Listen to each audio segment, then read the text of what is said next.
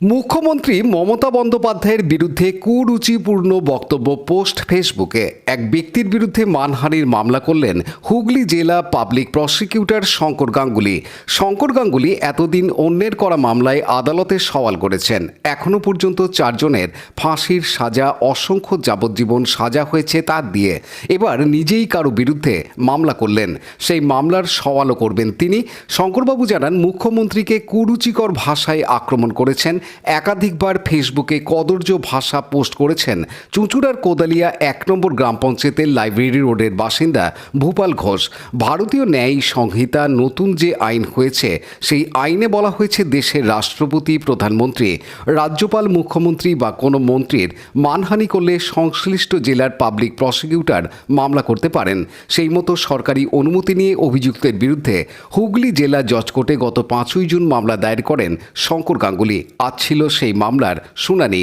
পিপি বলেন, বিএনএস এর 222 মতে মামলা করি 356/4 ধারায় মামলা হয় অভিযুক্ত ব্যক্তির বিরুদ্ধে। মুখ্যমন্ত্রীর মানহানি করা হয়েছে অত্যন্ত 20টি মুখ্যমন্ত্রীর মানহানি করা হয়েছে অত্যন্ত কুরুচিকর ভাষায় এবং সেটা ফেসবুকের মতো সমাজ মাধ্যমে ছড়িয়ে দেওয়া হয়েছে। এটা শুধু হুগলি জেলা নয়, রাজ্য, দেশ তথা বিদেশেও অনেকে দেখেছেন। তাই ওই ব্যক্তির বিরুদ্ধে মামলা দায়ের করেছি।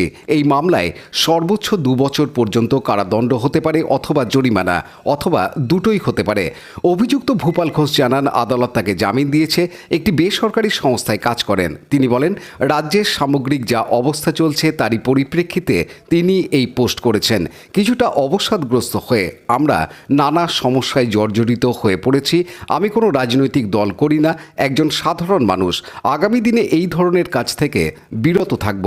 অবসাদগ্রস্ত হয়ে পড়েছে। মানে কী করেছেন? এই যে বাজে পোস্ট করে পড়ে ফেলেছেন, ঠিক আছে? তো অনেক দিন ধরে করেছেন দেখলাম। যা চলছে না এখন, আমাদের রাজ্যের যা অবস্থা চলছে তারই পরিপ্রেক্ষিতে আমরা তো সমস্যা জর্জরিত সমস্যাটা করেছি। আপনি কি কোনো দল করেন? না না, কোনো দরকার আমি স্বামী মানে সাধারণ নাগরিক হিসেবে। এখন কী হলো? আজকে কী হলো? মানে আমার উকিল বলবো, আমি জানি না, আজকে কোর্টে তো এসেছিলেন আপনি, মামলাটা বেল মানে দিয়েছে।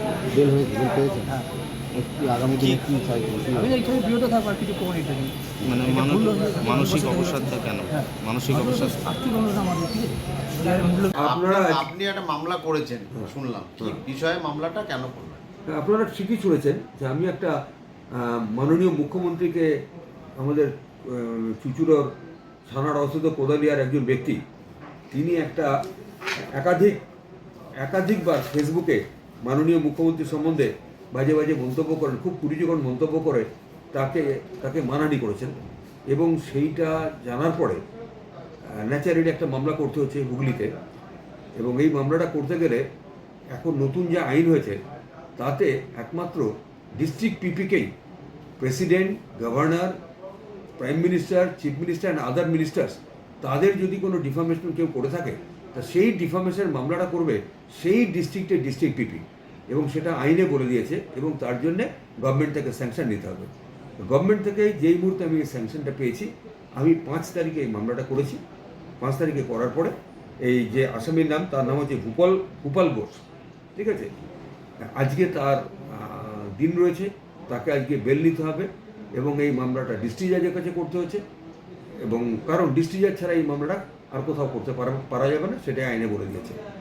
আর এই মামলার যেটা যদি সে দোষী সাব্যস্ত হয়, তাহলে এই মামলাটাতে 356 বিএনএসএস এর 356-এর সাবসেকশন 4-এ এর সাজা হচ্ছে যে 2 বছরের সাজা অথবা ফাইন, অথবা দুটোই হতে পারে। এটাই হচ্ছে এই মামলার সাজা। কি চাইবেন আপনি? অ্যাকচুয়ালি আমি তো ম্যাক্সিমাম সাজাটাই চাইব, কিন্তু সেটা তো হবে যখন মামলার পুরো প্রক্রিয়াটা শেষ হবে তখন সাজা। এখন কথা হচ্ছে যে আপনারা বলতে পারেন যে এই এত বড় মামলাটা করা হলো, আপনাদের নিশ্চয়ই মনে প্রশ্ন যাচ্ছে যে ডিস্ট্রিক্ট জাজের ঘরে কেন করা হচ্ছে। বুঝতে পারছেন তো যে এই আইনটা কেন করা হয়েছে?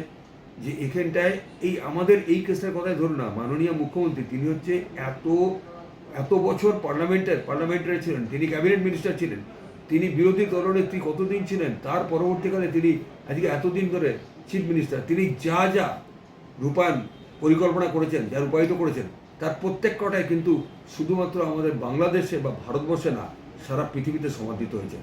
তা এই ভদ্রমহিলা এতটা মানবিক, তার একটাই কাজ হচ্ছে মানুষের জন্য কাজ করে যাও, সেই করতে গেলে এইটার পুরস্কার, এটাকে বরদাস্ত করা যায় না। আমি মনে করছি এটা সঠিক মামলা এবং আমি সঠিকভাবে করার চেষ্টা করছি। এই মামলাটা খুব গুরুত্বপূর্ণভাবে আমি করছি। যে ব্যক্তি এটা করেছে তার রাজনৈতিক কোনো পরিচয় আছে? না, আমি তো কিছু পাইনি। আমি আমার গভর্নমেন্টের হোম এবং এই ধরনের পোস্ট কেন করছে? সেটা আমি বুঝতে পারছি না এটা কেন করেছেন। সেটা বিচারে যখন বিচার প্রক্রিয়া হবে তখন বোঝা যাবে, তখন তিনি তার কি ডিফেন্স নেন সেটা তখনই বোঝা যাবে। এখন তো ইনিশিয়াল স্টেজ, এখন তো কিছুই বোঝা যায় না। কি পুলিশ তদন্ত করবে তো? না না, এটা তো কমপ্লেন কেস, কমপ্লেন দাস। এটা পুলিশের কোনো রোল এখানে নেই। এবং এখানে কিছু ডিজিটাল এভিডেন্স থাকবে, সেগুলো কোর্ট দেখবে। সেইগুলো কোর্ট, সেগুলো আমাকে প্রমাণ করতে হবে। সেইগুলো আমাকে ইনপুটগুলো সিআইডি থেকে সমস্ত করে পাঠিয়ে দেওয়া হয়েছে। সেইগুলো ঠিক টাইম, ঠিক সময় সময় আমি সেগুলো সাক্ষীতে নিয়ে এসে আমি কেসে প্রমাণ করবো, আপনার চেষ্টা করবো। Bureau report, Hooghly TV. Like, share, subscribe করুন হুগলি টিভি। খবর এখন বুক পকেটে।